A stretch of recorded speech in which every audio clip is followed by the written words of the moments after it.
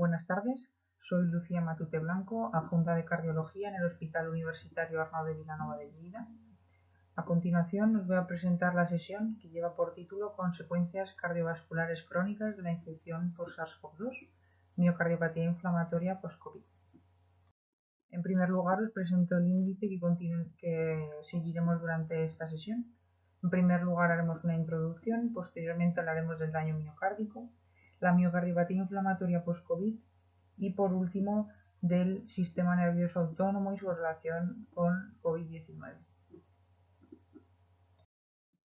Como habéis visto, el título de la charla es Consecuencias cardiovasculares a largo plazo tras la infección por SARS-CoV-2, pero sin embargo, si lo pensamos, realmente hace un año comenzábamos a enfrentarnos al SARS-CoV-2, este nuevo patógeno y esta nueva enfermedad.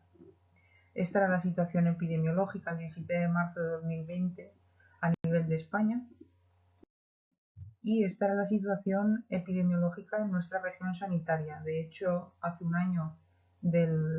hoy hace un año del primer fallecido en nuestra región por el coronavirus y en aquel momento constaban 51 pacientes positivos que se supiera en aquel momento diagnosticados de SARS-CoV-2 y 16 personas se encontraban ingresadas en los diferentes centros hospitalarios de nuestra región. Posteriormente, todos conocemos cómo ha sido la evolución de la pandemia y durante este tiempo la comunidad científica ha centrado sus esfuerzos en desarrollar tratamientos que cambien la historia natural de esta enfermedad, así como el desarrollo de diferentes vacunas. Toda esta situación supuso un confinamiento de la población y una reorganización del sistema de salud, y esto ha tenido consecuencias en la mortalidad, como muestra este estudio danés, en el que se objetiva que pacientes con enfermedad cardiovascular establecida, la tasa de mortalidad extrahospitalaria fue mayor durante el confinamiento comparado con el mismo periodo del año previo. Sin embargo, la tasa de mortalidad intrahospitalaria disminuyó en relación al mismo periodo del año 2019. En los hospitales hemos visto cómo han disminuido los ingresos por síndrome coronario agudo, los ingresos por insuficiencia cardíaca y el implante de dispositivos. La evidencia científica que hay hasta el momento nos muestra que ha habido un aumento de las paradas cardíacas extrahospitalarias, así como un aumento de la mortalidad extrahospitalaria. Todo ello ha supuesto aproximadamente un 5% incluso más de exceso de mortalidad cardiovascular y probablemente todo esto solo sea la punta del iceberg. Sin embargo, un escenario poco explorado hasta ahora en la literatura científica es la persistencia en el tiempo de síntomas tras la resolución de la infección por SARS-CoV-2. El 30 de octubre de 2020, el director de la OMS alertaba de las secuelas a largo plazo de la COVID-19. Previamente a esta pandemia se había descrito en la bibliografía un síndrome por SARS, caracterizado por fatiga, mialgias, astenia, depresión y alteraciones del sueño. Esta es la evidencia que tenemos de otras patologías previas para hacer una comparación con las consecuencias del SARS-CoV-2. Recientemente se ha publicado la guía de la Sociedad Catalana de Medicina de Familia y Comunitaria sobre las manifestaciones persistentes de la COVID y establece definiciones sobre los escenarios que nos podemos encontrar en pacientes que han sufrido infección por COVID y que persisten sintomáticos.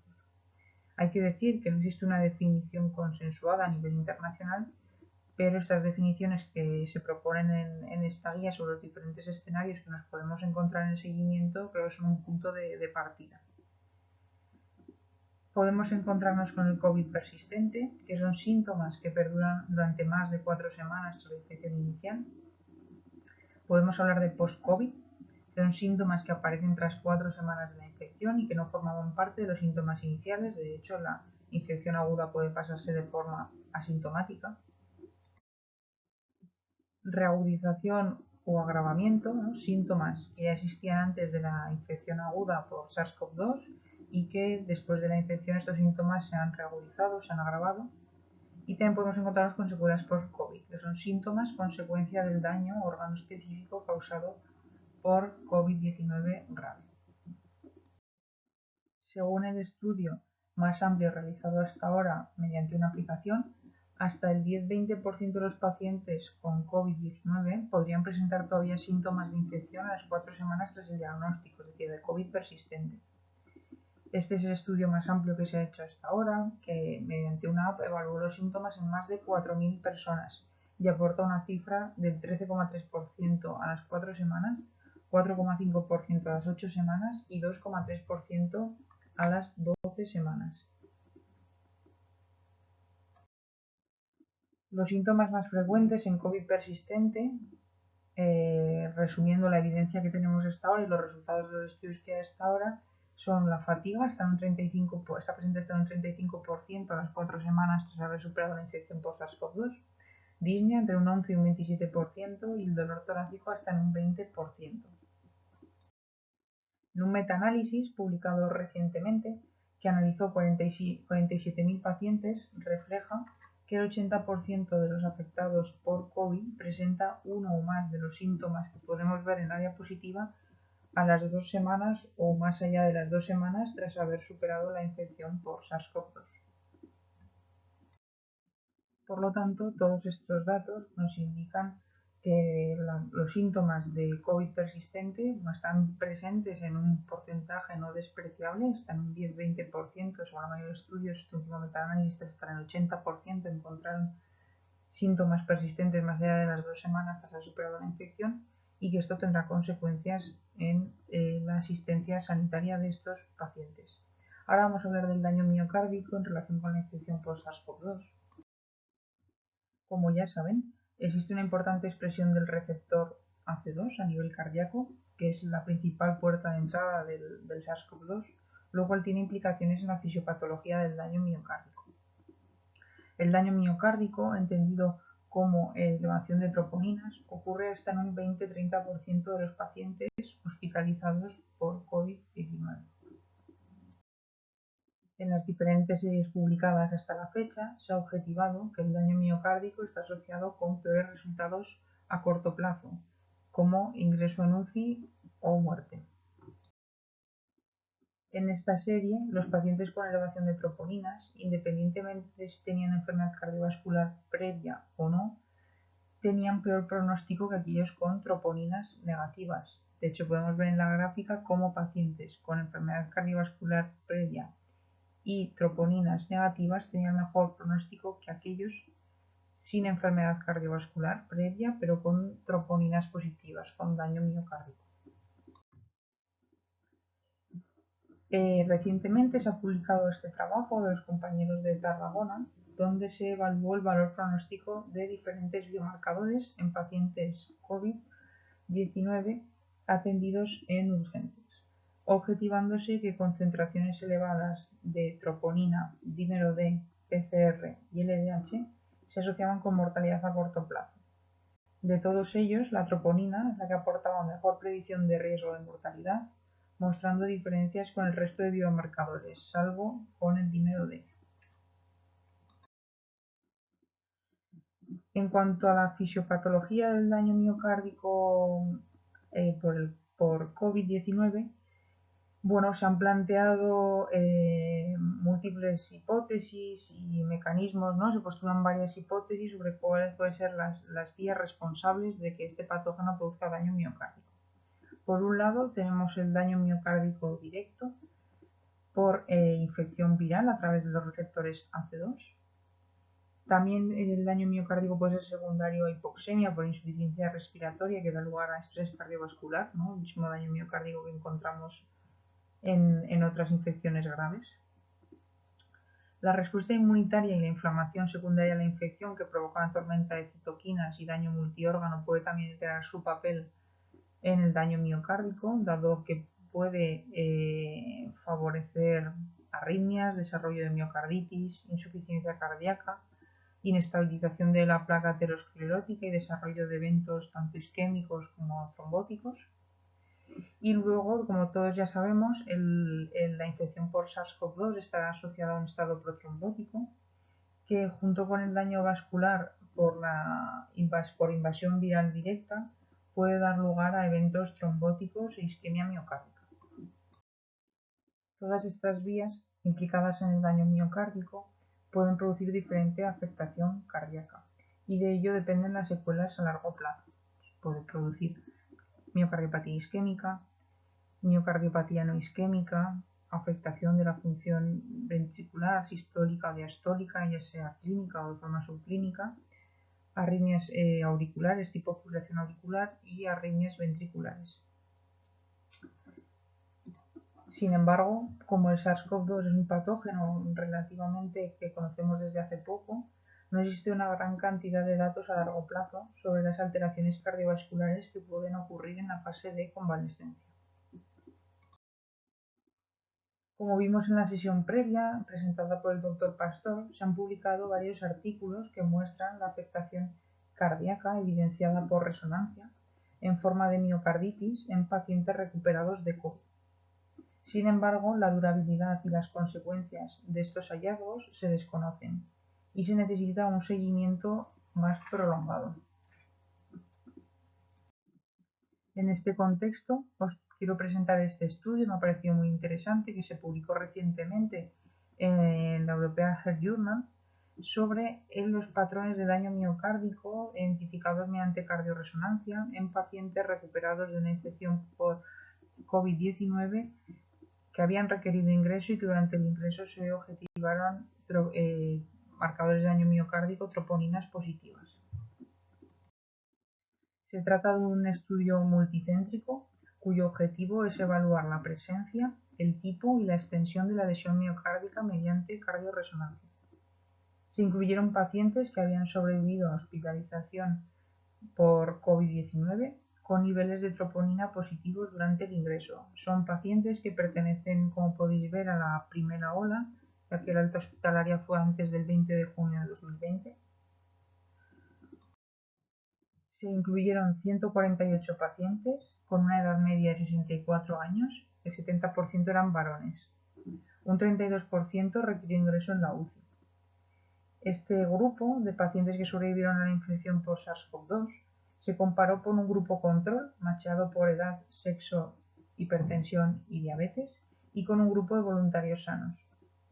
Tanto el grupo control como el grupo de voluntarios sanos están extraídos de una base de datos de cardioresonancias hechas previamente al inicio de la pandemia. A los pacientes que sobrevivieron al ingreso hospitalario tras la infección por SARS-CoV-2 se les realizó una cardioresonancia aproximadamente a los 2 meses tras el alta hospitalaria, tras el diagnóstico. Aquí se reflejan los valores tanto de troponina como de NT-proBNP durante el ingreso. Llama la atención que no son especialmente altos. El 49% de los pacientes del grupo COVID presentó realce tardío en la cardioresonancia. Aquí os presento el gráfico central del estudio de los pacientes que habían sobrevivido al ingreso hospitalario por COVID-19 con elevación de troponinas. Se les realiza una cardioreso que incluye secuencias en T1 y T2, realce tardío con gadolinio y test de estrés con adenosina. En este estudio, el 54% de la muestra, la cardioreso, identificó alteraciones. Identificó un patrón no isquémico en 39 pacientes, que suponen un 26%. Un patrón isquémico, ya sea infarto o isquemia inducible, en 32 pacientes, que suponen un 22% en este grupo. Identificó un patrón compatible con ambas patologías en 9 pacientes, es decir, un 6%. Dentro del grupo de patrón de lesión no isquémico, un 27% mostró un patrón compatible con miocarditis. En este grupo de pacientes no hubo diferencias en ingreso en UCI versus ingreso en la planta y los niveles de troponina al ingreso o pico fueron predictores de diagnóstico de miocarditis. Además, un 30% tenían miocarditis activa en el momento de realizar la cardioresonancia. Dentro del grupo de patrón de lesión isquémico, el 95% de los pacientes tenía un factor de riesgo cardiovascular o más, y un 66% de este grupo no tenían antecedentes conocidos de cardiopatía isquémica. Dentro de este grupo podemos encontrar dos escenarios. Podemos encontrar infartos tipo 2, pacientes que tenían enfermedad arterial coronaria persistente, no conocida, y que es desenmascarada por la infección por COVID. Y el infarto tipo 1, dado que la infección, como hemos dicho, la infección por SARS-CoV-2 se acompaña de un estado protrombótico más cierta vulnerabilidad debido a la existencia previa de factores de riesgo cardiovascular. Es importante identificar a estos pacientes ya que pueden tener implicaciones tanto de beneficio del tratamiento como beneficio pronóstico. Por lo tanto, en este estudio que se incluían pacientes hospitalizados que sobreviven a la infección por SARS-CoV-2 y que durante el ingreso tuvieron troponinas positivas, a los que se les realizó una cardiorreso a los 2 meses tras el alta aproximadamente, el 54% de los pacientes presentaron alteraciones en la cardiorreso. Los resultados de este estudio nos llevan a plantearnos varias preguntas, ¿no? Por ejemplo, ¿cuál es la prevalencia real de la miocarditis en pacientes que han sufrido una infección por COVID-19? ¿Qué relación hay entre los hallazgos en la cardiorreso y los síntomas? Por el momento, los estudios que tenemos hasta ahora, ninguno nos hablan de síntomas. ¿Cuáles son las consecuencias a largo plazo de estos hallazgos? Si esta inflamación nos va a evolucionar y va a dar lugar a una miocardiopatía inflamatoria crónica.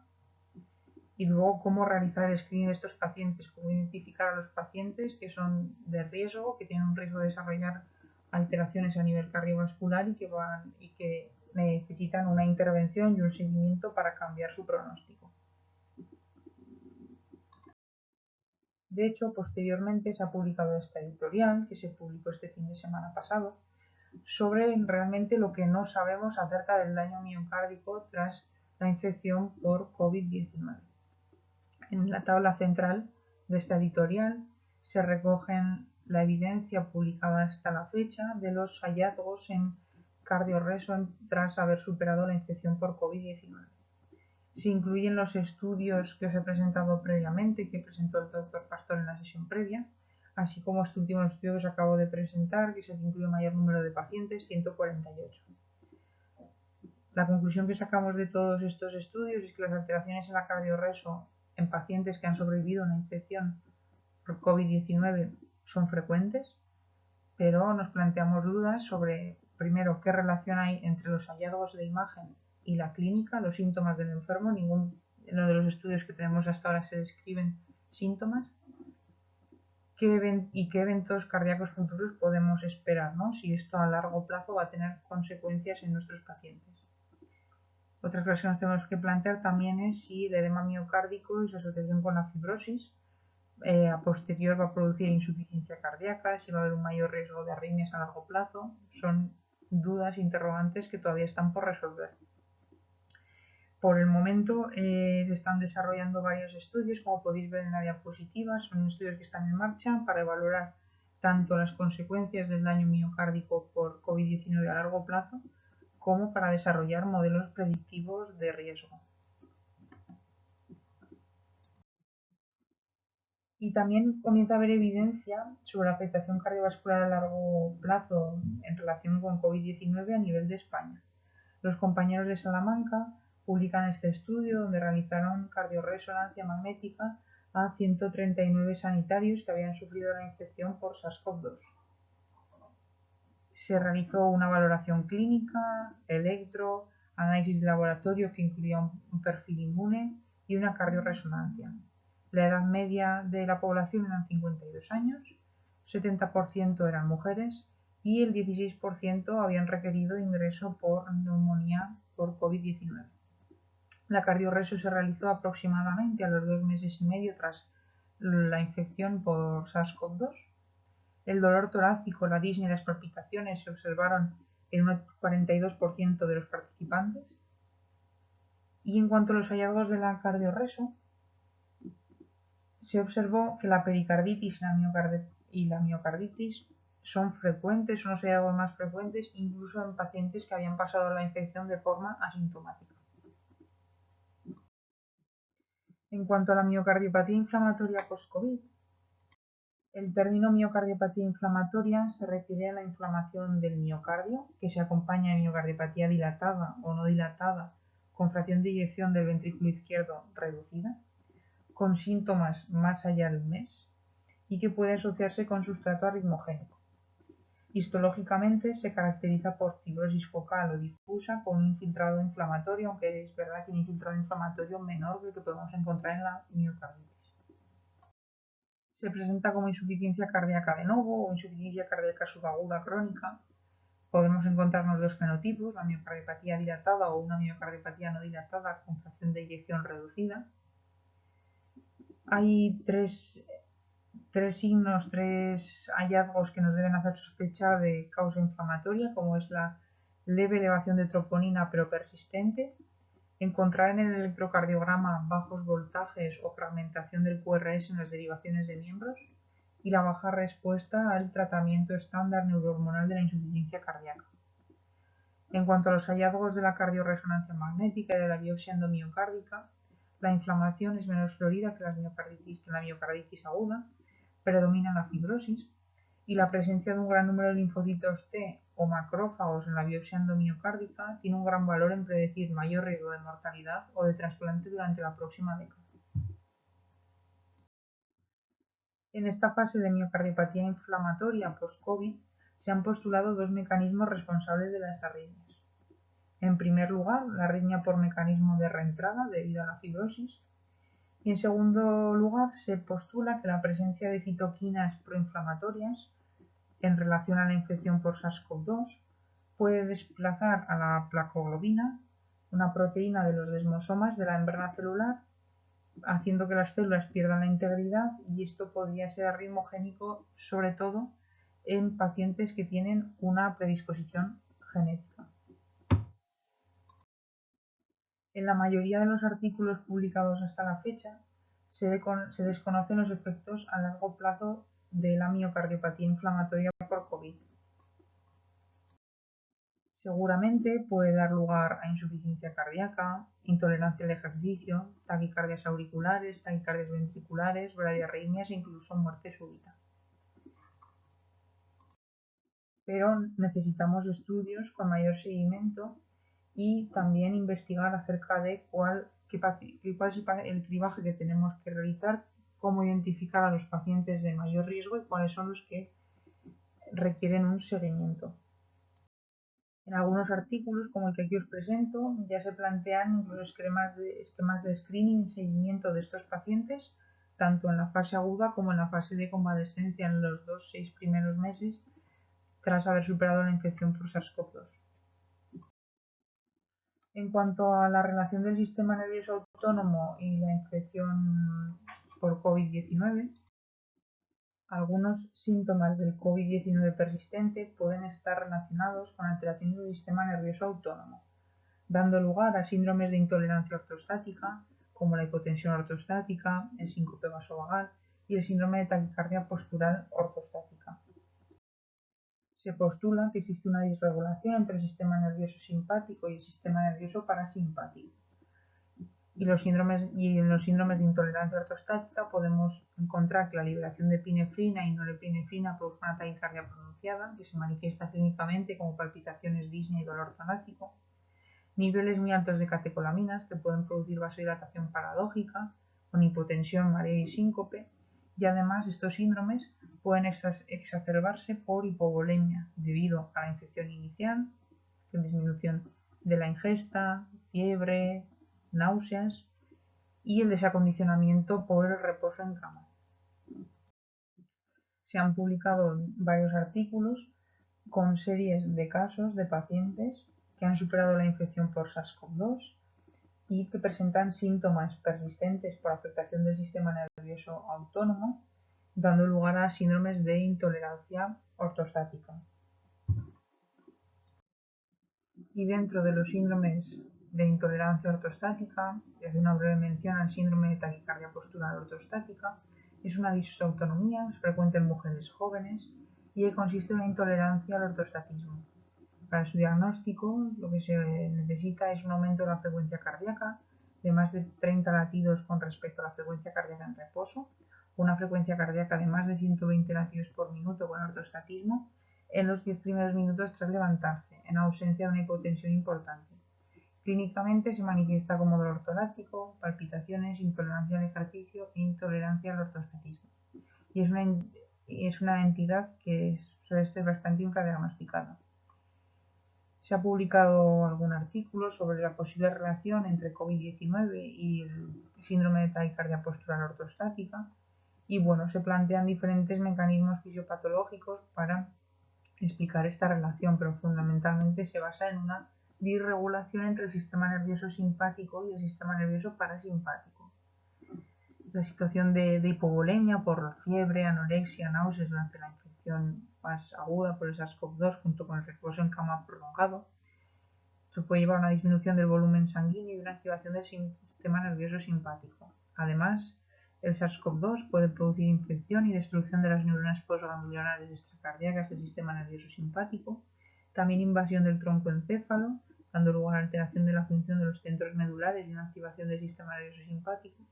Y también se postula que existen mecanismos relacionados con la autoinmunidad que influyen en la fisiopatología de este síndrome post-COVID. A continuación, en relación con el síndrome de taquicardia postural ortostática, tras infección por COVID les presento el siguiente caso. Se trata de una mujer de 26 años que había padecido infección por SARS-CoV-2, un PCR positiva, serología positiva, que no requirió de ingreso hospitalario y que se presenta con taquicardia, dolor torácico, disnea, intolerancia al ejercicio de más de 3 meses de evolución. Se realizó un field test donde se objetivó una taquicardia postural exagerada, un aumento de la frecuencia cardíaca de más de 65 latidos por minuto tras adoptar el ortostatismo sin hipotensión relevante, que fue diagnóstico de este síndrome. En aquel momento PCR y serologías negativas y los síntomas fueron persistentes hasta los 5 meses y medio tras haber superado la infección por SARS-CoV-2 con una importante limitación en la calidad de vida que todavía no le había permitido reincorporarse a su actividad laboral. Y bueno, por último os presento las conclusiones, aunque para mí más que conclusiones son dudas, que todavía interrogantes, que todavía están por resolver. Ha pasado muy poco tiempo, apenas un año desde que hemos empezado a conocer esta nueva enfermedad y todavía hay muchas dudas por resolver. Entonces decir que COVID-19 persistente es frecuente, hasta en un 10-20% de los pacientes con COVID-19 y según el metaanálisis que os he presentado, hasta un 80% de los pacientes que han superado la infección por SARS-CoV-2 presentan al menos un síntoma a más allá de las 2 semanas tras haber superado la infección, que el daño miocárdico también es frecuente en pacientes hospitalizados por infección por coronavirus, está en un 20-30%. Y de los estudios, la evidencia científica que tenemos hasta ahora lo que nos muestra es que los hallazgos más frecuentes, la afectación cardiovascular más frecuente que encontramos en estos pacientes que han superado la infección es la pericarditis y la miocarditis. Sin embargo, ninguno de estos estudios vemos relación con síntomas. Nos planteamos también, ¿no?, cuál es la prevalencia real de estas dos patologías, de la pericarditis y la miocarditis en pacientes que han superado la infección. ¿Cuáles son las consecuencias a largo plazo? Si esta inflamación de la miocarditis puede dar lugar a una miocardiopatía inflamatoria crónica, insuficiencia cardíaca y eventos arrítmicos. ¿Y cómo realizar el screening, ¿no? Necesitamos herramientas que nos permitan predecir el riesgo, ver qué pacientes que han superado la infección tienen un mayor riesgo y necesitan un seguimiento para aportarles un tratamiento y así cambiar su pronóstico. Y luego también tener en cuenta que hay manifestaciones clínicas que podrían orientarnos hacia afectación cardiovascular, palpitaciones, dolor torácico y que tienen su relación con la afectación del sistema nervioso autónomo por parte del SARS-CoV-2. Bueno, esto es todo. Muchas gracias por su atención.